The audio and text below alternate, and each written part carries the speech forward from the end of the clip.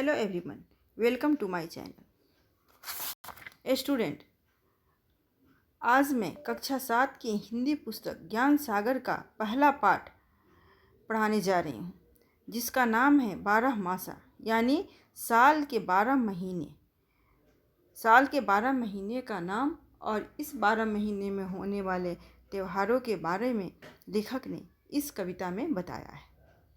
इसके लेखक हैं कवि नारायण लाल परगार जी ने, जिन्होंने हिंदी के साल में 12 महीने को बड़े ही सुंदर ढंग से और उसमें आने वाले त्योहारों को बड़े ही सुंदर ढंग से प्रस्तुत किया है।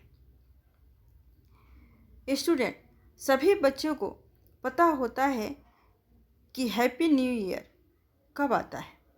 1 जनवरी को सभी बच्चे प्रसन्न होकर happy new year, happy new year, बच्चे क्या बड़े भी प्रसन्न होकर एक दूसरे को कहते हैं, लेकिन ये नहीं जानते कि हमारा हैप्पी न्यू ईयर कब आता है। हमारे देशवासियों को पता नहीं होता है कि हिंदी में नव वर्ष आता कब है, और बच्चों को तो नाम मात्र का ही पता नहीं होता है। हिंदी नव वर्ष चैत्र शुक्ल 1 जिस दिन से पहला नवरात्र आरंभ होता है उस दिन से शुरू होता है।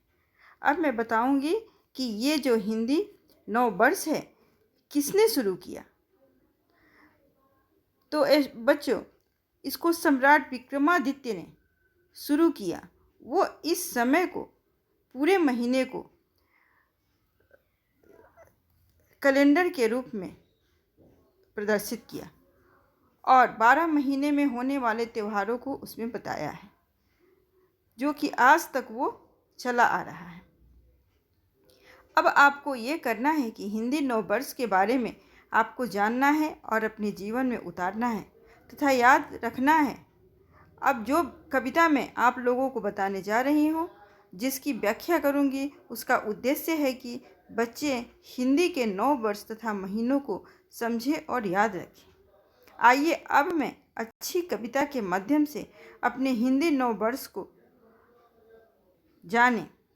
ये व्यवहार में तो नहीं है, अंग्रेजी महीनों को हम लोग व्यवहार में प्रयोग करते हैं, प्रैक्टिकली लाइफ में, लेकिन हमको अपने दिल में तो रखना है। हमारे जितने भी भारतीय त्यौहार आते हैं सभी हिंदी महीने के अनुसार होते हैं।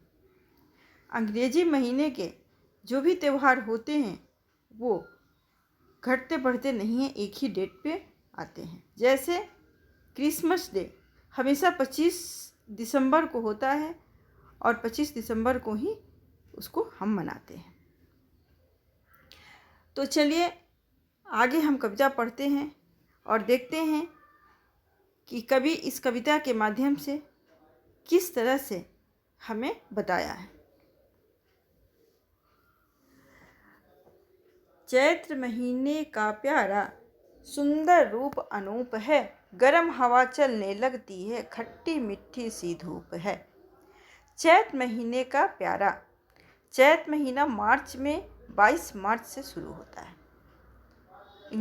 अंग्रेजी का जो महीना है वो मार्च, उसमें 22 मार्च से चैत्र महीना शुरू होता है।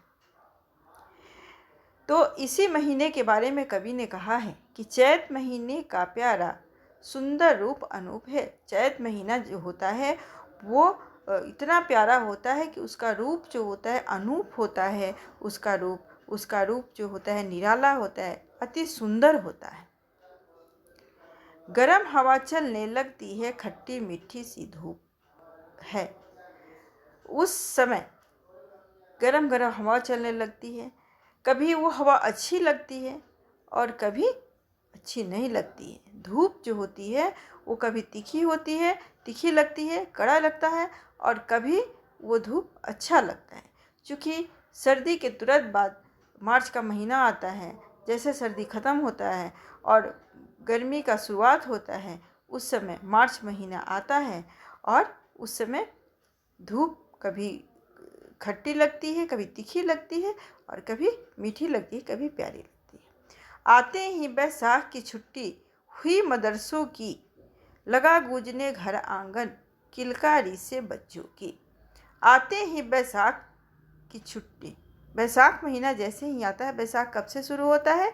तो 21 अप्रैल से बैसाख महीना का शुरुआत होता है, जिसमें विद्यालयों की छुट्टी हो जाती है और बच्चे घर आंगन में खेलने लगते हैं, कूदने लगते हैं। तो आते ही बैसाख की छुट्टी हुई मदरसों की, लगा गूंजने घर आंगन किलकारियों से बच्चों की। जैसे बैसाख महीना आता है कि स्कूलों की छुट्टी, विद्यालयों की छुट्टी हो जाती है और घर आंगन सारे बच्चों की किलकारियों से, हंसी से, खुशी से और शोर से गूंजने लगता है। चारों तरफ बच्चे खेलने लगते हैं और हल्ला शोरगुल मचाने लगते हैं।